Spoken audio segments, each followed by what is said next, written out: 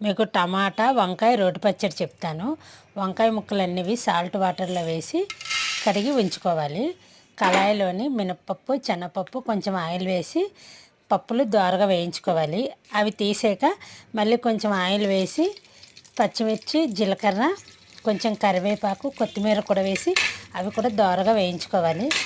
అదే కళాయిలోని వంకాయ ముక్కలు కూడా వేసి అవి కూడా దోరగా వేయించాలి.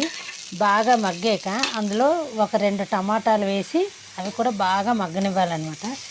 ఈ మగ్గేలోపు మనం తీసిన పప్పులన్నీ ఒకసారి మిక్సీ చేసుకోవాలి. అందులో 2 వెల్లుల్లి రబ్బలను, చిన్న చింతపండు వేసి మిక్సీ పట్టుకోవాలి. అందులో ఈ చల్లారిన వంకాయ ముక్కలు గట్రా వేసి ఇవి కూడా మిక్సీ చేసుకోవాలన్నమాట. పచ్చడి అనేది మనం వాటర్ వేయకుండా రుబ్బుతాం కాబట్టి 4-5 రోజులు అనేది ఉంటుంది. దీన్ని పోపు పెట్టుకోవాలి. పచ్చడి